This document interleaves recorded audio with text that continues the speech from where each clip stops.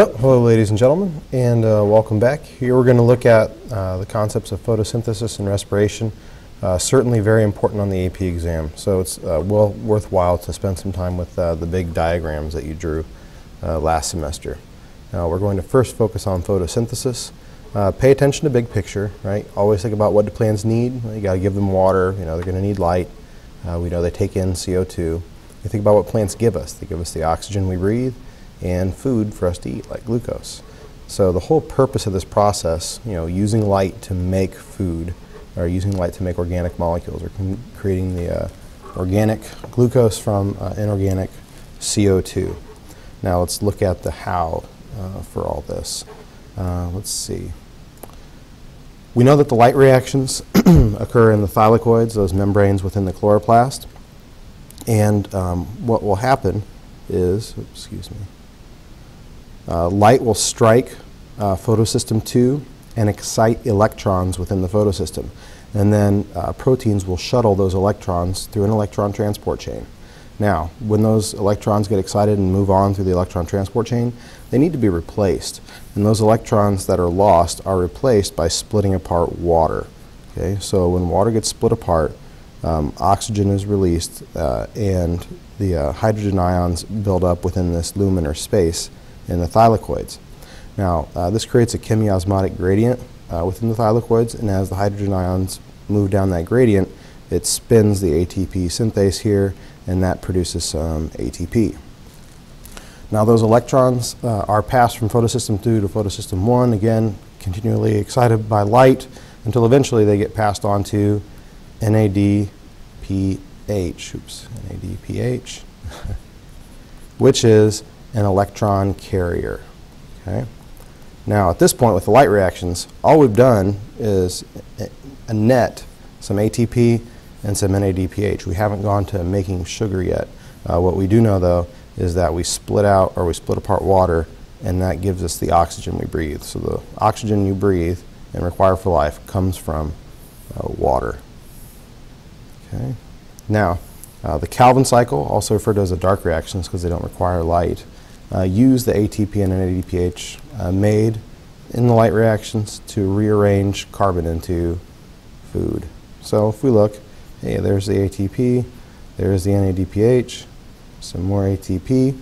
So energy from those molecules made in the light reactions are used to take this carbon and put it into a molecule within the Calvin cycle, and then you go through a series of reactions, and that spits out these 3 carbon compounds that'll be used to make sugars for the plant. Now, we know enzymes run chemical reactions. One enzyme that gets a lot of attention is Rubisco, because Rubisco fixes that carbon from CO2. So Rubisco is used to help pull the carbon out of the air and put it into organic molecules, using that to make sugar. The way I remember Rubisco is used for photosynthesis, I think Rubisco is like Nabisco, and Nabisco makes foods like crackers, and crackers are made from starch, which is a sugar. So if you just remember that Rubisco, like Nabisco, is used for sugars, you'll know that that pulls the CO2 out of the air and fixes that carbon. Okay, this is a nice overview. Again, just a reminder, light strikes photosystem 2, that excites electrons, helps create ATP. Photosystem 1 passes those electrons on and makes NADPH, and then that energy is used along with Rubisco to pull CO2 out of the air and rearrange that into food. All right, now most plants are what are referred to as C3 plants because they, in photosynthesis, initially make these 3 carbon molecules that are used eventually to produce sugars. There are other plants, though, that use different strategies to help adapt to arid environments, warm, dry environments. Now, C4 plants are interesting because what they do is they structurally separate carbon fixation from the production of sugars. So you need an adequate concentration of CO2 to ensure the production of enough sugars. You need CO2 to make the process happen. Well, the mesophyll of the cell, if you remember the middle layer of the leaf, here we have the stomata on the underside, and then you have that spongy mesophyll in the middle. Within the mesophyll, cells of the mesophyll, carbon fixation occurs, and CO2 is put into a 4-carbon molecule, hence the C4 designation.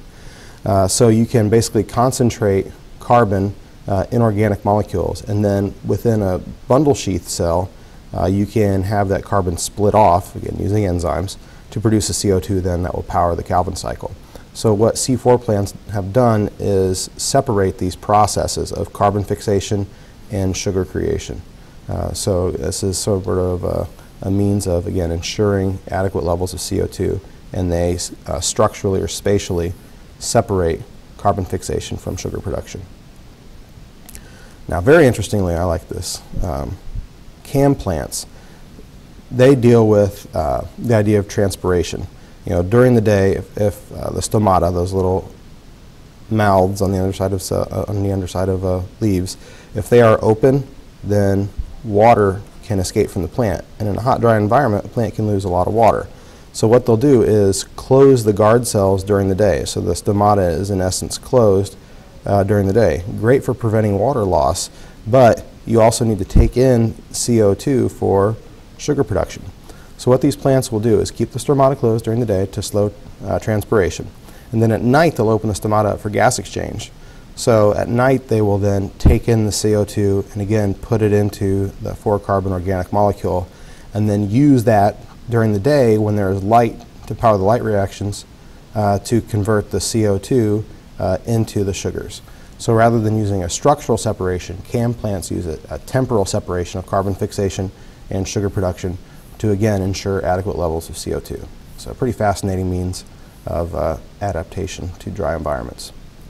All right, cellular respiration is the other side of that coin. You know, photosynthesis takes this energy from sun and converts it into organic molecules. Well, cellular respiration takes that energy from organic molecules, like sugars, and converts it to ATP, the energy currency for our bodies. So for cellular respiration, I think about, well, what do we need? Well, we need food, like glucose. We need oxygen. And when we're exercising, what do we make? Well, we make CO2, you know, you breathe that out. And we make water, think of it like sweat and urine. And in this process, we create the ATP. So let's see. This whole process is broken into 3 steps, the first of which is glycolysis. Now, glycolysis is a favorite of test writers because it's an interesting set of reactions. Gly is sugar, lys means to split. So all you're doing is taking your 6-carbon sugar and splitting it into 2. So you take glucose and you're breaking it into 2 molecules, what's called pyruvate. Okay? Now, breaking that bond, does that release some energy? Sure.